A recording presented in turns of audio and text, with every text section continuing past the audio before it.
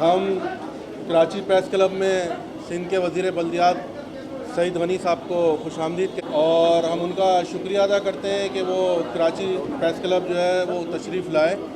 बहुत से इशूज़ हमारे इनसे डिस्कस हुए हैं जो कराची प्रेस क्लब के मसाइल के वाले से, हमारी जो हाउसिंग सोसाइटी है मतलब जिसको हम जो है साफ़ी कॉलोनियाँ कहते हैं, उस पर बात हुई और बहुत सारे इशूज़ हैं जिस पे जो है सईद गनी साहब से बात हुई है और हमें उम्मीद है इंशाल्लाह उस पर जो है आगे पेशरफ्त होनी है। एक और जो हमारा एक दरीना हमारे जो 700 मेंबर्स का एक इशू है वो प्लॉट्स के हवाले से लास्ट ईयर से बल्कि 2 साल से हमारी बातचीत चल रही है सिंध गवर्नमेंट से। उस पर हमने बाकायदा मीटिंग भी हुई, इसकी हमने समरी भी मूव की हुई है। उस पर भी हमारी सईद भाई से बात हुई थी और आगे जो है सईद भाई अपनी गुफ्तगू में इस पर बात करेंगे। जो हमारे नए मेंबर्स हैं उनके लिए जो है सिंध गवर्नमेंट जो है अपनी रवायत को बरकरार रखते हुए किस तरह जो है उसको अकोमोडेट करते हैं और जो खुशखबरी हमें मिलनी है वो कब जो है वो सईद भाई के ज़रिए हम तक जो है पहुँचेगी। तो मैं जानिब से सईद गनी साहब को खुशामदीद कहता हूँ। मैं दरख्वास्त करूँगा सदर कराची प्रेस क्लब सईद सरबाजी साहब से कि वो मुखातिब हों। बिस्मिल्लाहिर्रहमानिर्रहीम। आज कराची प्रेस क्लब में मैं सईद गनी भाई को खुशामदीद कहता हूँ। वैसे तो सईद गनी साहब जो है हमारी कराची प्रेस क्लब की फैमिली का एक हिस्सा रहे और ज़माने सियासत मज़दूर तहरीकों से भी ये वाबस्ता रहे और हम भी उसी सिलसिले की कड़ी हैं। तो कराची प्रेस क्लब के जो बुनियादी इश्यूज़ हैं मैं समझता हूँ कि वो बेसिकली जो है सईद गनी के डिपार्टमेंट से लिंक करते हैं। और माजी में भी जब 1996 में मोहतरमा बेनज़ीर भुट्टो साहिबा ने हमें ये जब प्लॉट दिए थे और पीपल्स पार्टी की हुकूमत हमेशा से कराची प्रेस क्लब में, बल्कि अभी हमारी फेडरल गवर्नमेंट इंफॉर्मेशन मिनिस्टर से बात हुई तो हमने उनको यही कहा कि कराची प्रेस क्लब जो है सिंध गवर्नमेंट की वजह से चल रही है और सिंध गवर्नमेंट की ग्रांट्स और सिंध गवर्नमेंट ने जो फैसिलिटीज़ कराची के सहाफ़ियों को लिए दिए हैं हम उनके मशकूर हैं। और आज सईद गनी साहब को यहाँ कराची प्रेस क्लब आमद पे 2-3 अहम इश्यूज़ हैं हमारे। एक तो हमारे जो प्लॉट 1996 में हमें मिले हैं उसकी डेवलपमेंट की रफ्तार बहुत सुस्त है और वहाँ पर और एक और इशू 65 का ब्लॉक 68 का इशू था वो भी माशाल्लाह पीपल्स पार्टी की पिछली हुकूमत ने रिजॉल्व किया और पुरानी जो बॉडी पीपल्स पार्टी की गवर्नमेंट थी उसने 11-12 रुकनी एक कमेटी बनाई थी, चीफ सेक्रेटरी ने उसका बाकायदा नोटिफिकेशन किया था और उसमें वो सारे जो हमारे एलडीए और एमडीए के, और ख़ास कर मैं यहाँ सईद गनी भाई से कहूँगा कि एलडीए में तो वक्तन फ़वक्तन कुछ ना कुछ काम होता है, लेकिन मलीर डेवलपमेंट अथॉरिटी एक ऐसा इदारा है जहाँ पर पिछले साल मेरे ख्याल में 7 से 8 वहाँ पर ऑफिशियल चेंज हुए हैं और हमने वहाँ पर अभी हमारी कोई पेशरफ उसके प्लाटों के हवाले से नहीं हुई है। और मैं कराची में प्रेस क्लब के तवज्जुह से के मेंबरान के सईद गनी साहब से रिक्वेस्ट करूँगा, क्योंकि आप हमारी एक फैमिली का हिस्सा हैं और इन 2 बुनियादी जो चीज़ें हमारी, एक तो 700 मेंबरान के लिए हमने लैंड एलोकेट कर दी है और बाकायदा उनको जगह भी बता दी है और इसकी जो समरी है जो हमारे नए मेंबरान हैं उनके समरी भी जो है ना सईद गनी साहब से हम कहेंगे कि उससे सीएम से अप्रूव कराएं और जो है इन जो डेवलपमेंट काम है इसको तेज़ी से किया जाए। मैं फिर कराची प्रेस क्लब में सईद गनी भाई का वो खुशामदीद करता हूँ। बिस्मिल्लाहिर्रहमानिर्रहीम। मैं कराची प्रेस क्लब के तमाम ओहदेदारान का, अरकान का, ख़ास तौर पर शुएब साहब का, सईद सरबाजी साहब का शुक्रिया अदा करता हूँ कि उन्होंने मुझे आज यहाँ मौका फ़राहम किया कि मैं आप दोस्तों से बात कर सकूँ। जिस तरह सईद सरबाजी साहब कह रहे थे और ये बात ठीक है कि मेरा ताल्लुक़ कराची प्रेस क्लब से या यहाँ जो अरकान हैं उनसे कोई वज़ीर बनने के बाद का नहीं है। ये ताल्लुक़ हमारा पहले से है और इंशाअल्लाह ताला ये ताल्लुक़ रहेगा। पाकिस्तान पीपल्स पार्टी की ये तारीख़ है और हमने हमेशा कोशिश की है कि वो इस माशरे के वो लोग जो शायद सबसे मुश्किल काम करते हैं कि हमारे माशरे में होने वाले अच्छे और बुरे काम लोगों तक पहुंचाएं और सच लोगों को दिखाएं। इसमें इन्हें मुश्किलात भी पेश आती हैं और अपने उसूलों पर काम करने वाले लोगों के लिए कभी ज़िंदगी भी तंग हो जाती है। और पाकिस्तान दुनिया के उन ममालिक में शामिल है जहाँ सहाफ़त सबसे मुश्किल काम है। जहाँ इस तरह की सूरत हाल हो वहाँ हुकूमतों की ज़िम्मेदारी बनती है कि इस शोबे से वाबस्ता लोगों के लिए, दोस्तों के लिए जो सहूलियात मुमकिन हो सके वो फराहम करें। और पीपल्स पार्टी ने ये काम हमेशा किया है। ख़ास तौर पे सिंध हुकूमत ने पिछले 15 साल में हो गए हैं, अब ये चौथी मुद्दत है जिसमें मुंतखब होकर आए हैं। और इंशाअल्लाह ताला मैं आपको ये ज़रूर यकीन दिला के जाऊँगा कि जो सिलसिला पीपल्स पार्टी की सिंध हुकूमत ने शुरू किया था, कराची प्रेस क्लब और ख़ास तौर पे जो सहाफ़ी भाई हैं उनके प्लॉट्स के हवाले से हो, प्रेस क्लब की ग्रांट्स के हवाले से हो, या आपकी और जो तंजीमें हैं उनकी ग्रांट्स के हवाले से हो, उस सिलसिले को हम ख़त्म करना तो खैर नामुमकिन है, लेकिन इस नए अपने इंतखाबात में हुकूमत में आने के बाद उस सिलसिले को आगे बढ़ाएंगे। और जो इस वक्त इशू आपने एक सामने रखा है कि आपके नए मेंबर्स जो 700 के करीब हैं उनको प्लॉट्स नहीं मिले और उनके प्लॉट्स के लिए ज़मीन जो है वो सिंध हुकूमत ने अलॉट करनी है ताकि वो नए मेंबर्स भी उस सहूलत से फैज़याब हो सकें जो बाकी मेंबर्स को मिल चुकी है। तो इंशाअल्लाह ताला मैंने ये बात अभी तमाम आपके अहदेदारान से कही है कि मेरी ये कोशिश होगी कि मैं वज़ीर बल्दियात रहूँ और मेरे दौर में ये सारा कुछ हो जाए इंशाअल्लाह, क्योंकि ये रीशफलिंग होती रहती है, वज़ीर बदलते रहते हैं। उससे पहले भी तमाम दोस्त, चाहे वो वज़ीर इत्तलात हों या वज़ीर बल्दियात हों, हर शख्स ने अपनी काविश की, कोशिश की, अपना हिस्सा डाला है। और मेरी ये कोशिश होगी कि ये 700 मेंबर्स जिनको प्लॉट्स मिलने हैं वो काम जल्द अज जल्द में करवाऊँ ताकि उनका एक ये बड़ा मसला हल हो जाए। बाकी जो इश्यूज़ हैं वो सेकेंडरी हैं। आपने वो बात कही ज़रूर है कि वो जो 80-20 शेयरिंग है उसके मुतालिक MDA में कोई अगर मसला है उसको हल करवाएं, वो भी करवाएंगे। और मैं तो आपको कह रहा हूँ जो 700 प्लॉट्स हैं उसके साथ साथ उसका भी मसला हल करवाएंगे इंशाअल्लाह ताला, ताकि ये जो काम LDA में जो बड़ा स्मूथली हो चुका है, ताख़ीर ज़रूर हुई है लेकिन उसमें एक मसला था, वो मसला भी अल्लाह ने हल करवा दिया, तो उसको हम हल करके ये चीज़ें आगे बढ़ाएँगे। इसके अलावा भी हम ये चाहेंगे कि आपके शोबे में काम करने वाले जो दोस्त हैं उनके ज़िंदगी के जो और मसाइल होते हैं उसको हल करने के लिए भी कोई ऐसे इक़दाम किए जाएँ जिसमें हुकूमत अपना हिस्सा डाले और आपकी जो तंजीमें हैं वो हमारे साथ मिलकर उसमें काम करें। और ये बात किसी भी इंसान के लिए बहुत बुनियादी होती है कि जब तक आप अपने घर और बच्चों के मसाइल से आज़ाद नहीं होंगे आप अपनी ज़िम्मेदारियाँ पूरी नहीं कर सकते। तो ये बहुत ज़रूरी है कि आपको बच्चों के तालीम की फ़िक्र ना हो, बच्चों की छत की फ़िक्र ना हो, बच्चों के 3 वक्त की रोटी की फ़िक्र ना हो, तब जाके अपना काम आप सही करेंगे। अगर ये मसाइल आपके साथ रहेंगे तो आप सहाफ़त नहीं कर सकते, शायद किसी और काम में पड़ जाएंगे। बहुत बहुत शुक्रिया। ये बता दें वज़ीर आज़म पाकिस्तान का अफगानी कराची का दौरा और गवर्नर हाउस में ताजिरों से वज़ीर आज़म से गवर्नर से मुलाकात दौरे को कैसा देखते हैं? गवर्नर हाउस में नहीं, वो पाकिस्तान के वज़ीर आज़म हैं। सूबा सिंध पाकिस्तान का एक सूबा है और वज़ीर आज़म साहब यहाँ आते हैं तो अच्छी बात है, उनको आते रहना चाहिए।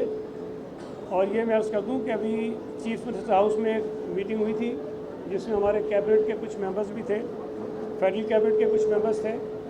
उसमें सिंध हुकूमत ने हमारे जो इश्यूज़ हैं फेडरल गवर्नमेंट के साथ वो उनके सामने रखे और मुझे बड़ी खुशी हुई कि प्राइम मिनिस्टर ने उन तमाम इश्यूज़ को ना सिर्फ ये कि तफसील से सुना बल्कि उनको हल करने के लिए जो मुतल्लिका वज़रा मौजूद थे उनको ताकीद भी की और ये भी कहा कि जिन जिन डिपार्टमेंट्स के ये इश्यूज़ हैं उनके फॉलोअप मीटिंग्स के लिए वो मुतल्लिका सूबाई वज़ीर जो हैं वो इस्लामाबाद जाएँ और वफाकी हुकूमत से मुतल्लिका जो भी डिपार्टमेंट के साथ बैठ के इस मसले को हल करें। तो इंशाअल्लाह ताला मुझे उम्मीद है आज बहुत सारी चीज़ें हमने डिस्कस की हैं वो हल हो जाएंगी।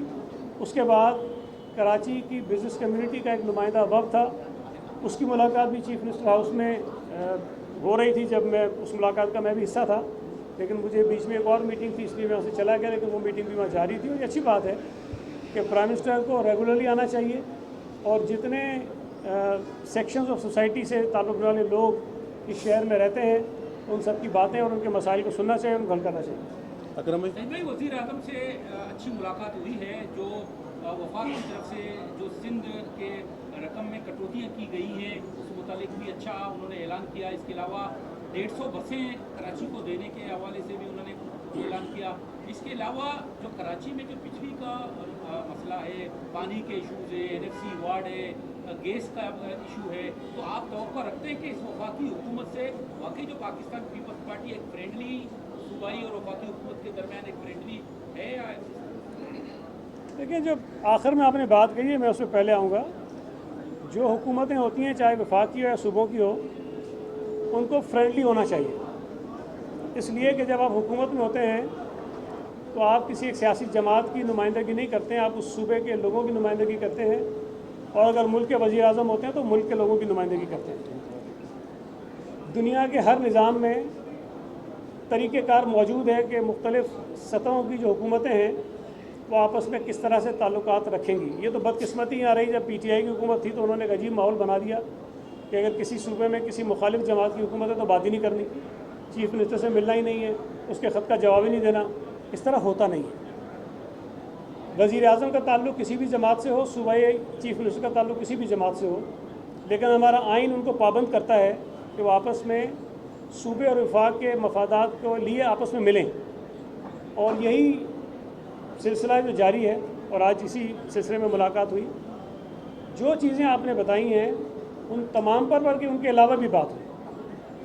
आपके इल्म में है कि सिंध हुकूमत ने सूबा सिंध में अवामी पब्लिक ट्रांसपोर्ट के लिए बहुत काम किया है और बड़ी तेज़ी से हम कर रहे हैं। इसी हवाले से हमारे जो ट्रांसपोर्ट मिनिस्टर हैं शहजी इनाम मेमन साहब, उन्होंने एक प्रोजेक्ट था, एक स्कीम थी जो प्राइम मिनिस्टर साहब के सामने रखी और उनसे कहा कि कराची के लिए हमें 300 बसें जो है वो फेडरल गवर्नमेंट दिलाए। तकरीबन 18 अरब रुपए उनकी लागत है। तो मज़ीद ये है कि उन बसों को चलाने के लिए सिंध हुकूमत अपना उसको बेयर कर लेगी अखराजात को। वज़ीर आज़म साहब ने मेहरबानी की, उन्होंने ये कहा कि 150 बसें हम देंगे और बाकी 150 जो है इस स्कीम के हवाले से 150 सिंध हुकूमत खुद प्रोक्योर कर ले। तो हम 150 तो नहीं कर रहे हैं, तो बहुत ज़्यादा कर रहे हैं, लेकिन ये कि वो 150 प्राइम मिनिस्टर साहब ने अनाउंस की। फिर जो हमने गैस और बिजली की बात की, उस पर बात हुई। CCI की मीटिंग बुलाने की बात की गई है, क्योंकि उसमें कुछ आइनी इश्यूज़ हैं और उसके लिए CCI का फोरम है जिस पर ये बात हो सकती है।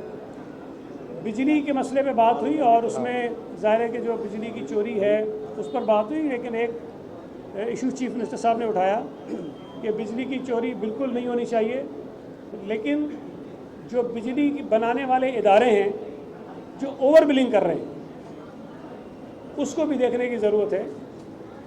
लोग बिजली, एक तो महंगाई बहुत है, फिर ज़्यादा बिजली महंगी हुई है, उसके बोझ तले दबे हुए हैं। लेकिन अगर महंगी बिजली हो जाए, उसके साथ साथ ओवर बिलिंग हो, तो फिर मेरा ख्याल है कि ये बहुत बड़ा सितम और ज़्यादती और जुल्म है। इस पर जो वफाकी वज़ीर हैं अवैस लगारी साहब, उन्होंने इस बात से इत्तफ़ाक़ किया। उन्होंने बताया कि उनका जो महकमा है वो इस पर बहुत सख्त एक्शन ले रहा है। उन्होंने कई इंजीनियर्स के ख़िलाफ़ कार्रवाइयाँ भी की हैं, FIRs भी कटवाई हैं और जो एडमिनिस्ट्रेटिव एक्शंस होते हैं वो भी लिए हैं। और वो सूबा सिंध में और कराची में भी जहाँ जहाँ ये ज़्यादतियाँ लोगों के साथ हो रही है उस पर वो लेंगे। जो लोड शेडिंग कराची में या सूबा सिंध के दीगर इलाकों में हो रही है, जिसकी वजह से लोगों की ज़िंदगी अजीरन है, ज़्यादा गर्मी भी बढ़ती जा रही है, उसको कम करने के लिए फॉलोअप मीटिंग्स जो है मज़ीद होंगी इस पर। अच्छा सईद भाई, ये बता दें सईद भाई जी, कराची में अमन अमान का मसला, देहाती इलाकों में डाकुओं का मसला, इस हवाले से MQ में भी स्टैंड लिया था और कहा था कि वज़ीर आज़म आएंगे तो उसके सामने बात रखी जाएगी। क्या इस तरह की बात भी हुई सूबाई और मरकज़ी क़यादत के दरमियान, या इस हवाले से जो है वो क्या आप कहेंगे कि ये क्यों हो रहा है? क्योंकि MQ ने कहा है कि अब इनफ है, अब हम जो है वो तहरीक का ऐलान करेंगे। देखें, आज जो मीटिंग थी वो वफाकी हुकूमत और सूबाई हुकूमत के दरमियान जो इश्यूज़ हैं उस पर थी। जहाँ तक लॉ एंड ऑर्डर की बात है, वो सरीहन प्योरली सूबाई हुकूमत का काम है और हमने उसको ठीक करना ही हमारी ज़िम्मेदारी है। अगर कहीं पर हमारी नाकामी है तो उसके ज़िम्मेदार भी हम हैं, हम उसकी ज़िम्मेदारी किसी और पर नहीं डाल सकते हैं। तो मैं नहीं समझता कि इस इशू पर आज वहाँ बात करने की ज़रूरत थी। बाकी शहर में ज़ाहिर है कि अगर स्ट्रीट क्राइम में इजाफा होता है या सूबे में कई लॉ एंड ऑर्डर की सूरत हाल ख़राब होती है, लोग तंग होते हैं, तो हर सियासी जमात को हक है कि उस पर बात करे। लेकिन ये तासुर देने की कोशिश अगर कोई करेगा कि सिंध हुकूमत उस पर कुछ नहीं करना चाहती तो ये गलत है। हमारी जो जिम्मेदारी है उस जिम्मेदारी को पूरी करने की हत्तुल इम्कान कोशिश कर रहे हैं। लेकिन जाहिर है कि शहर बहुत बड़ा है, सूबे में बहुत मसाइल हैं। अगर कोई ये समझता है कि चुटकी बजाते हुए हल हो जाएंगे तो मेरा ख्याल है कि ये नहीं होंगे। जब MQM का उरूज था, इस वक्त जो शहर के हालात थे या सूबे में जो हालात थे वो भी चुटकी बजाकर ठीक नहीं हुए थे। वो बहुत तशवीशनाक हालात थे। उन हालात को कंट्रोल करने में भी हुकूमतों को बड़ा वक्त लगा था और बड़ी काविश कुर्बानियाँ देनी पड़ी थी बल्कि। और हम इंशाअल्लाह ताला इस वक्त भी कोई कसर नहीं छोड़ेंगे और कोशिश करेंगे कि कम से कम अरसे में ये जो क्राइम है उसको हम कंट्रोल कर सकें। सईद भाई, एक तरफ डाकुओं का मसला है, दूसरी तरफ आपके काबीना के मेंबर पे इल्ज़ाम है कि वो असले की स्मगलिंग में मुलव्वस है और उसके हवाले से अभी तक कोई बड़ा ऐलान नहीं हुआ इंक्वायरी वगैरह का। अगर काबीना के मेंबर या सियासतदान ही उनकी सरपरस्ती या ये ऐसे अमल करेंगे तो क्या अमल हो सकता है? अभी तो आपने तो फैसला सुना दिया ना, ये एक तरह से इल्ज़ाम है ना। नहीं, देखिए आपने कहा कि अगर काबीना करेगा तो कैसे होगा। अभी मेरा ख्याल है कि इस पर इस तरह बात करना मुनासिब इसलिए नहीं है कि एक वाक़या हुआ, कुछ चीज़ें सामने आईं, लेकिन मैं ये समझता हूँ कि जो कुछ मेरे पास थोड़ी बहुत मालूमात है पूरा किसी के ऊपर जिम्मेदारी डाल देना मुनासिब नहीं है। अगर उस मुशीर ने वॉलंटरली ये कहा कि मैं मुशीर के ओहदे से मुस्तफ़ी होता हूँ और चीफ़ मिनिस्टर साहब इस पूरे वाक़े की तहकीकात करवाएं और अगर मैं इसका ज़िम्मेदार हूँ तो मेरे ख़िलाफ़ कार्रवाई करें, वरना ज़ाहिर है कि जो जिम्मेदार है उसके खिलाफ कार्रवाई होनी चाहिए। जो असला या गोलियाँ बरामद हुई वो मीडिया ने भी दिखाई, पुलिस के पास हैं, ATC के तहत मुकदमा हुआ, जो लोग वहाँ मौजूद थे वो गिरफ़्तार हुए। मेरा ख़्याल है कि इस तरह के किसी भी केस में ये तवक्को करना कि 2 दिन में या 24 घंटे में फ़ैसला आ जाएगा तो मुनासिब नहीं है। पुलिस अपनी कार्रवाई कर रही है, हमें उस कार्रवाई की, उस तहकीकात के मुकम्मल होने का इंतज़ार करना चाहिए। और ये मैं आपको बता दूं कि अगर पीपल्स पार्टी का कोई अहदेदार, कोई ज़िम्मेदार अगर किसी भी किस्म के जुर्म में मुलविस होगा तो ना पाकिस्तान पीपल्स पार्टी की क़यादत ना सिंध हुकूमत उसके साथ खड़ी होगी, बल्कि हम कानून के मुताबिक उसके खिलाफ कार्रवाई करेंगे। ये बताएं कि वज़ीर-ए-आज़म तो आप पर मेहरबान हुए और कुछ उन्होंने ऐलानात किए, लेकिन वहाँ पर मुस्लिम लीग नून के भी अहदेदार बैठे हुए थे जिन्होंने वज़ीर-ए-आज़म के सामने ये शिकायत रखी है कि पीपल्स पार्टी की सिंध हुकूमत उन्हें लिफ्ट ही नहीं करा रही, बल्कि उनके साथ मुखालफिन जैसा रवैया है। ऊपर आप नून लीग की हिमायत कर रहे, नीचे नून लीग को आप सपोर्ट नहीं कर रहे बल्कि पूछ ही नहीं रहे। ये आपका रवैया कैसा है? या तो आप पहली बात लिफ्ट खराब है। पहली बात यह है कि जिस मीटिंग का तस्करा कर रहे हैं उसमें मैं मौजूद नहीं था तो मुझे नहीं पता वहाँ क्या बात हुई है, पहली बात। दूसरी बात यह है कि वफाकी हुकूमत में पाकिस्तान पीपल्स पार्टी काबीना का हिस्सा नहीं है। हमने PMLN की जो वफाकी हुकूमत बनी उनको सपोर्ट ज़रूर किया कि वो हुकूमत बनाएं और इस मुल्क का जो निज़ाम है वो चलाएं। PMLN के साथ हमारा कोई इंतखाबी अलाइंस नहीं है, हमारा कोई रोमियो जूलियट का अफेयर नहीं है। अगर उनको कोई शिकायत हैं तो उनको अपनी पार्टी क़यादत के सामने ज़रूर रखनी चाहिए, लेकिन उनको ये बात ज़हन में रखनी चाहिए कि PMLN वफाक में हुकूमत में ज़रूर है, सूबे में वो हुकूमत में नहीं है। तो ज़ाहिर है जिस किस्म की वो जो ख्वाहिशात उनकी होंगी शायद वो हम पूरी नहीं कर पा रहे होंगे, तो जहाँ शिकायत उनको करनी चाहिए तो ठीक की, लेकिन हमसे नहीं की शिकायत। आप